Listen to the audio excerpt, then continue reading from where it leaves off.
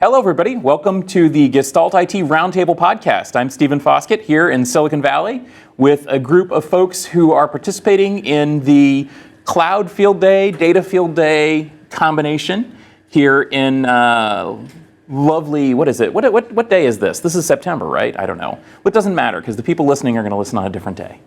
So today we are going to talk a little bit about data.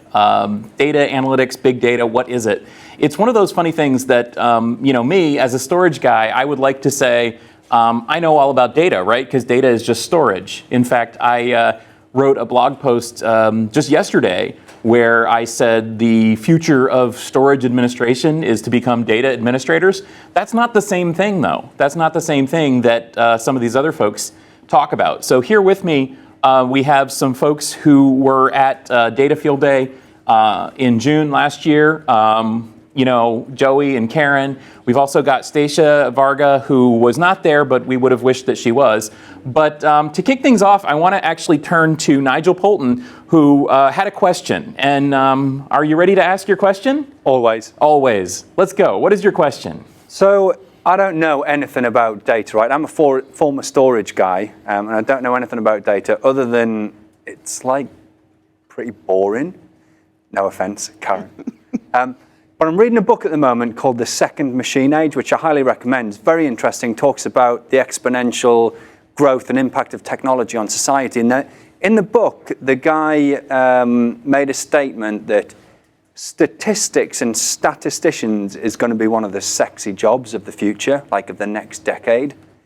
And I'm like, you got to be kidding, right? But they make a strong Isn't argument. that already the sexiest job? I mean, mathematicians and statisticians? No, that's clouds and containers. Oh, is the okay. sexy stuff, right? Okay. But anyway, so I kind of thought, okay, they were making a good argument for it. And I wonder, is statistics and statisticians and stuff like that, is that related to big data? And I'm kind of keen on the impact that this kind of stuff is going to have going forward. Karen, what do you think? You want to jump on it? Well, I'm sort of biased. Yep. But so technically it's data science that's the sexiest job, right? It's already been deemed that. Which is statistics. Which is statistics, analytics, and business all coming together, among other things. I think one of the interesting things is, so you say data is boring, and like I said, I'm biased against that. So for me, data has always been exciting. It's been my whole career. But I think that what's really new now is now we're starting to use data in ways that isn't just transactional. We've always had reporting, we've always had pie charts, we've always had stats in a business, but now we're trying to leverage it to ask questions that we hadn't even thought we were capable of asking before, getting answers for.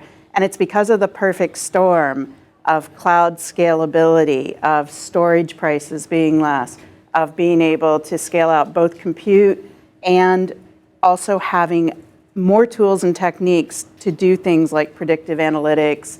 Gosh, how many buzzwords can I get in here? Machine learning. You left out Elastic. Can you say software defined? Yeah. Okay, so we'll have software defined software and software defined data. No, is that, that really is, because I did this data for many decades and that was all good, but now all this stuff coming together. But it's not limited to big data. Right. So I think what's interesting is the tools that have traditionally as far as big data goes, but the tools that operated on big data, the statistical, machine learning kinds of things, is now being brought down to normal sized data, right? And the tools are, instead of being in big companies with people locked up in rooms, is now becoming available to the average person. Now, I'll give you an example of what I mean by that. One of my customers that I've had for the longest in my consulting practice is a former big animal vet. So his customers are ranchers. They manage cow herds. And they're using statistical data to figure out which combinations of cows and bulls produce the best calves that grow faster than others and healthier than others. What are the things that they can figure out about managing disease and birth rates and growth rates and all kinds of things. It's very fascinating, but he's a small business, but he's able to take advantage of these tools at a relatively low cost. And so So you don't have to necessarily be the statistician in order to be able to take advantage of the power that data, the knowledge is wrapped up in that data that they can give you. So that's what I think is exciting. Well, to follow on what Stacia's saying, and since we're at Cloud Field Day, I really feel like one of the things that the cloud does is democratizes a lot of these technologies. I mean, when I built my first Hadoop cluster in 2012 or whenever it was really painful, I had to go get hardware. And even though servers are cheap, whatever, it's still, you have to have the place for that hardware, you have to build it, you have to have that technology. Now, if I want a Hadoop cluster, I can build it in 5 minutes in the cloud. And there's a lot of that technology. Like another example, and it's more a traditional technology than a current open source one, but massively parallel data warehouse processing is widely available in the cloud. And that used to only be available to enterprises that would spend millions of dollars on appliances. And now you can rent it for $5 an hour. And I think that's a huge shift that cloud has kind of enabled. Yeah, so it seems to me like there's two shifts that cloud is enabling. Number one is the as a service concept, where you can basically just say, oh, hey, I need some infrastructure, and boom, you've got it. But then there's also the scalability of cloud compute and storage that's never been possible. Because I mean, the whole big in big data, people have asked me, when I do seminars and so on, that's always a question I get, like, big data, is this just a buzzword? And I always have to say, no, it's not, because what is the definition? To me, it means something you can't do with conventional hardware. Like, you just couldn't. I mean, my example is always like, can you imagine how big your computer would need to be to do Google in a computer, in a conventional monolithic architecture? And the answer is, well, it just wouldn't be possible, right? Well, we just possible. couldn't do that. You couldn't afford to do it. No, I don't think possible. a computer could exist that could do. Well, no, you could still do some compute with scale out and everything, but you would have to divide up your data and then reconcile. The thing is, the cloud is the elasticity and everything in the new tools, but it really is about being able to do that at an affordable price for a limited amount of time. I think it is. It's the business model for cloud. It's the technical model for cloud. It's the accessibility of all these technologies. So Yeah, I mean, I have a customer that they work in the real estate data industry, and they have to run a valuation of every house in America, and they're using a statistical model. And what our plan for that is, we built out a little bit of horizontal scale model. It runs on a relational database, but we've just partitioned the data. But they spin up 3 VMs for 3 days a month, run the model. It costs them about $200 to do that, and then they're done. turn it off.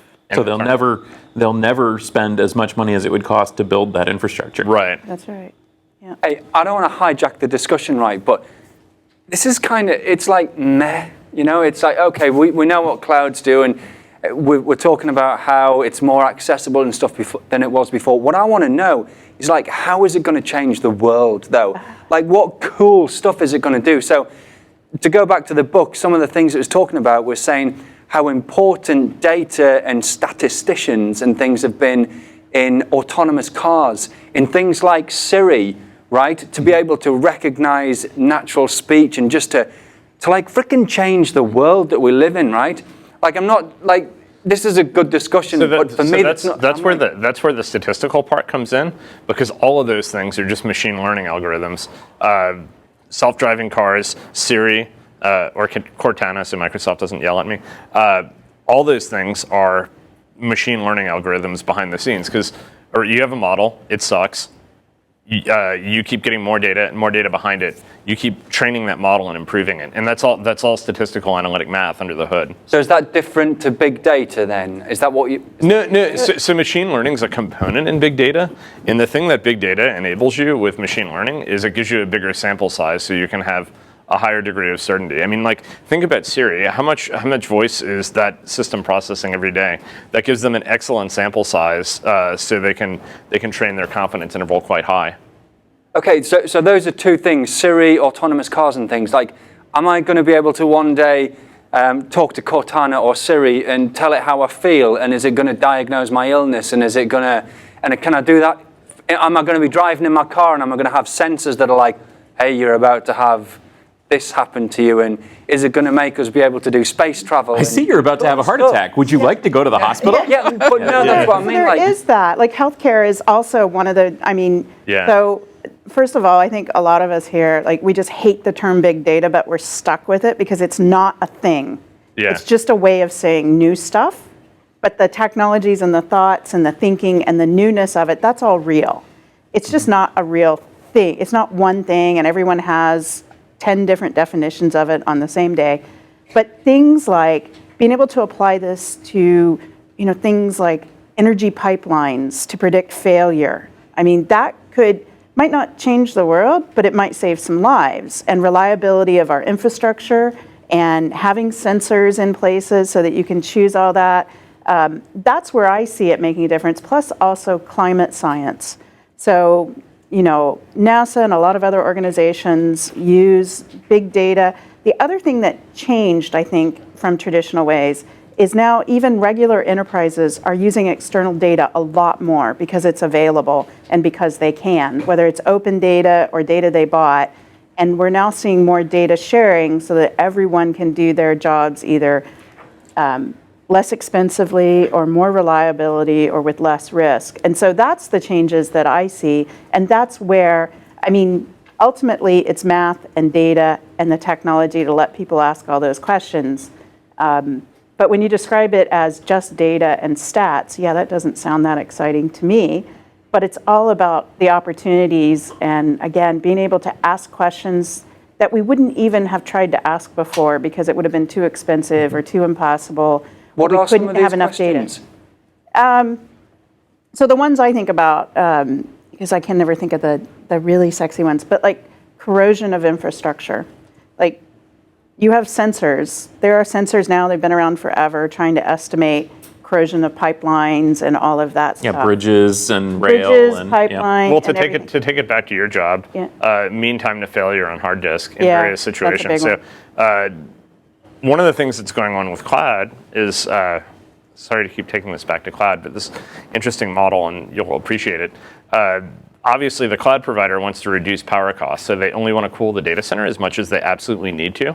So, since they've built in redundancy into storage and they can deal with failure, they run the data centers relatively hot in these tests. And I know Microsoft's published some papers on it, and some other folks have, to see the impact of climatic condition change on the mean time to failure of hard drives. Which, hey, that's pretty cool. If you can run your data center a couple of degrees warmer, you can save a lot of money. And if your failure rate doesn't increase that much.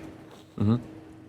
Yeah, that's true. And then you can build systems that can adapt and deal with failure. Right.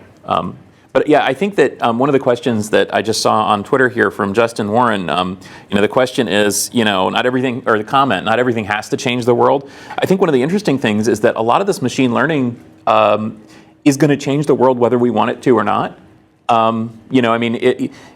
Like Karen was saying, a lot of this, like self-driving cars, the Tesla way, wouldn't be possible without machine learning because that's how they do it. And now that it's possible, like so many cases, what's possible tends to happen. And so we're getting self-driving cars whether we want them or not, and that's going to change the world. So it's one of those things like the invention of data and analytics has created something that will change how almost everyone in the first world or in the developed world at least lives. And that's just inevitable, right? A couple of things that I think of that are world-changing would be healthcare, where they're able to look at specific strategies and be more proactive of taking care of people instead of waiting for people to show up at the emergency room. There are cases where some very forward-thinking healthcare practitioners have said, we see a particular type of trend or we recognize a particular type of demographic that is very costly if we wait for them to come to us, but instead we can go to them and take care of certain things now before it becomes a more bigger financial problem later. The other thing that I've seen is in agriculture, where companies are looking at hybridizations, and I'm not talking GMO here, but just simple, biology of hybridization and being able to work through combinations of things to find what's drought resistant or deals with some particular region's particular issues with weather, and therefore you're helping with food issues and being able to grow food where it might not have been possible before. So those are some things that I think are world changing when you can take care of people and feed them better than before. Totally. Hey, I have a question. That I appreciate those. Yeah, my eyes are a bit open now. Coming to your point, Stephen, that this data stuff is going to change the world whether we want it to or not, right? So I've got 3 daughters, the oldest of which is 10, right? And I'm kind of aware that as they grow up and become adults and look to choose careers and stuff like that, are there certain jobs and lines of career and stuff like that that, you know, artificial intelligence and, you know, being able to mine data and stuff like that, is it going to like cull a certain type of job? Because I mentioned general practitioners, doctors before, right? I mean, that's like a really obvious one that, you know, you can speak to a computer, you can tell it how you feel, and it would almost put that first line of medical practice out of business. I mean, it's not going to, I do appreciate that, right? But are there certain types of roles and jobs and careers and futures that are going to be done away with because of what we can do with data? And to that point, on the medical practice, you know, one of the things that's absolutely true is science is data. I mean, science is analytics. I mean, ideally, but one of the issues that I've read about is the problem that practitioners don't necessarily take those. They don't necessarily adopt science-based and proven facts, proven, you know, procedures and so on. And it's the same with so many things. You know, your self-driving cars, right? The biggest problem with self-driving cars is not the self-driving cars; it's the human-driven cars. Yeah. Right? And the biggest problem with, you know, adopting this in farming is the farmers choosing not to adopt it because they feel that they know better. You know, and maybe they do. Maybe there's things that our machine learning algorithms don't know. And so, you know, there's a human factor as well. I mean, what do you think about that? So I think that, like, all technological advances have the potential, and almost all of them have done away with certain jobs. But I like to think of it more of certain parts of jobs. So the example you used with a general practitioner is that I think that will always be needed because, or at least definitely in my lifetime, probably a few more lifetimes. But, you know, there are some cases where they've shown that video or image analytics on x-rays and bone scans and everything, that computer assisted on that does a better job of detecting anomalies and are much more reliable than human ones. And part of the reason for that is we have the people looking at specimens or reading images are expected to do it in seconds. And so they're not that reliable. And there have been lots of cases of human-read test results where all these errors are being made. That maybe that part of the job, together with a person interpreting those things, is the types of tasks. We'll move tasks to ones that computers do well to free up humans more time to do the parts of talking to other humans. Karen, how can you, as a data person, not think that, like, that first line of medical care, like a GP, would not be done better by a computer? Surely, within 10 years, I don't understand how you can think that. Because having just been through some medical tests, like, I have questions for the doctor. I want to be able to ask him, like, well, what about this? Why aren't we doing this? Why didn't we look at that?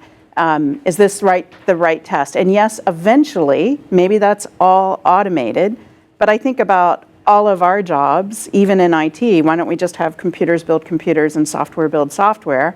What we've done in our own jobs is tried to engineer out the repetitive stuff that computers can do better. But that's what a GP is, right? It's just I come and I read off a list of my arm aches here when I do this, when I do that, and it's happened for a month, and the Watson or whatever the GP is has access to all of our collective wisdom from forever, and it can mine it all and, like...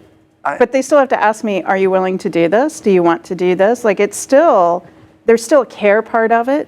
It's not just diagnosing and fixing, I think, a general medical. And that's the hopeful message, I think, is that that it frees humans from doing the things that humans don't like doing, and also don't do well. Humans are very bad at repetitive tasks. We're not good at following procedures. Well, the other thing that humans are bad at is interpreting or using information.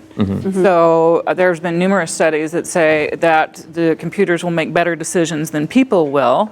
So I've always had this kind of a joke when I do my classes is that, we're going to take decision making away from people and give it all to the computers, and that's when we have Skynet. And we know how that ends. Yeah. So I want these technologies to help people do the people parts really well and better and with less risk at a cheaper cost and while not harming people. See, I'm back to all the rules for robots. And we'll just do that, and we'll make mistakes when we do that. Another factor, actually, that just came up, I love this, thanks Jason Nash, humans might actually be more honest with an AI than they might be with a That's doctor, true. Yes. Yeah. And I think that statistics shows that if people believe that they're not being monitored by a human, they are more honest with their results. I've seen that with some of the election, Nate Silver kind of stuff, where they've showed that some of the polls, if they think that no one's ever going to know, then they're more honest about who they're going to vote for than if they think that someone's going to be judging them for making the wrong decision. Yeah. That could be big in medicine, especially because I think that's one thing that doctors have to face a lot of is people don't want to admit, so how long have you been using crack? Who's gonna say, oh yeah, so. Yeah. It's because people know what's bad for them, but they do it anyway. People love doing bad stuff. Or they fib about the good things they do. I mean, Yeah. all of that. Yeah, exactly. I floss twice a day. There is nothing wrong with believe me. I thought we had data that showed flossing wasn't even effective. Yeah. Yeah, exactly. Well, that's actually a great example. The day that came out, I was literally in the dentist chair, and the whole office was nuts. They were all like, ah! And the consensus was, this is dumb. We're going to recommend it anyway because we know it works. And that kind of gets back to my question about, you have to get people to actually act on this. Good point. I saw another thing. Tesla was making their cars basically not allow you to keep saying, override, because everybody, people got used to this, repetitive task of basically saying, no, I want you to keep autopiloting. They're going to make it turn itself off if you say no 3 times, I think. So if it warns you 3 times, because people just basically said, no, forget it. I know better than you, autopilot. I really do want you to drive me off the road, That's kind of what I worry about. Well, thank you guys. This has been interesting. Those of you who are listening, thank you for joining us. Again, this is the Gestalt IT Roundtable podcast recorded at Cloud Field Day. If you'd like to learn more about Tech Field Day, you can go to techfieldday.com. You can find videos at youtube.com/techfieldday. And you'll find this podcast at gestaltit.com/podcast. So we'll see you in a couple weeks.